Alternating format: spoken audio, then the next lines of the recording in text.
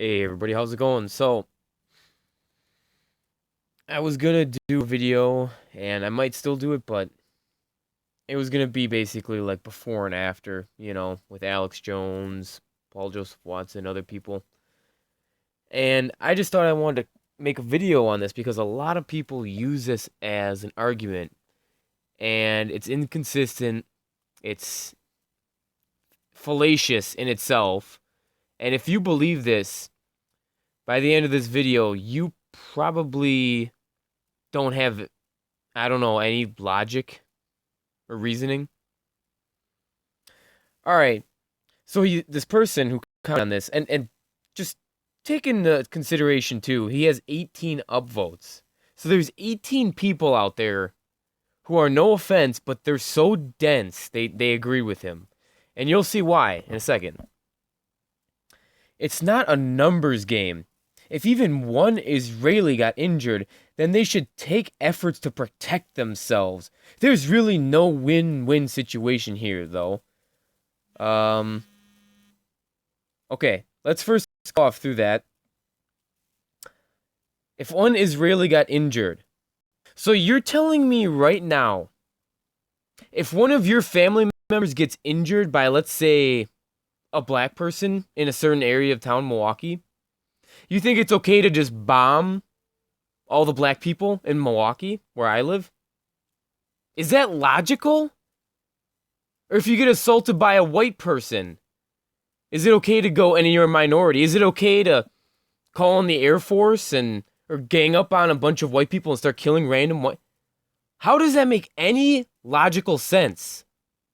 What do you do in criminal situations like this where people get assaulted? You don't just call in the military or invade areas or bomb them. You find out who did it. And you punish them. There's no such thing as collective punishment. That is not a fair process in the West. And it hasn't been for how long? Since the Magna Carta?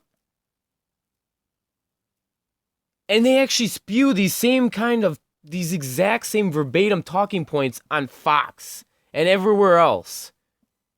Well, what should we do? 3 people got killed. Well, guess what? How many people get killed in Chicago, D.C. every day? We don't just bomb cities, do we? Is there such thing as collective punishment here? So why is it okay there's collective punishment over there?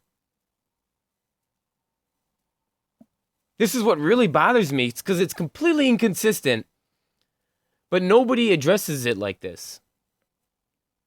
You don't see people on Fox News saying things like I do, but anyways, that's probably not going to have somebody on who says some of the things that I say. The alternative to and risk more Israeli lives. So like I said, if 3 people get stabbed, you're going to send in the military? Really? If a few bottle rockets land in the street, don't even really do much damage, besides making some marks on pavement, that's justification for an all-out military attack? So then, how is it you people can criticize Hitler when there were actually, even though, let's be serious here, a majority of the attacks were overblown from when Poland actually attacked Germans, but there were attacks. There were documented attacks that Polish people purposely targeted Germans before the war. And almost everybody acknowledges that on every side. Obviously, Alex Jones, all he talks about is Operation Himmler. Yeah, well, it was a part of there was a bunch of different operations that were like that, but there were actually attacks. The thing is, they wanted to make it bigger than it seemed. So how can you criticize Hitler then for invading Poland? By your own admission, Hitler should have bombed Poland to oblivion and not cared. Bomb their hospitals. Bomb their water supply. Block them off from receiving any supplies from anyone. Illogical, completely illogical. Sorry I'm getting a little animated here, but this is the exact same argument I said they use on Fox and any other show where they just completely shill. Oh, who knows how many terrorists are holed up in that city, waiting to use guerrilla troops. Guerrilla tactics? What do you think that the average Palestinian runs around with an AK-47? Are you that mentally ill? Seriously. Why are you talking on something that you don't even know anything about? And there's 18 people that upvoted this. Think about that. Oh, for all we know, Israeli military experts may have done the math and realized that this is in fact the best way to reduce collateral damage. The best way to reduce collateral damage is to bomb hospitals and schools instead of demanding that the Palestinian government open an investigation and find out who did this and prosecute them. Right? Wouldn't that be the logical thing to do if this actually did happen? Because we all know that the Jews have actually infiltrated almost every Arab organization. They brag about it all the time. So how do we even know it was them? We don't.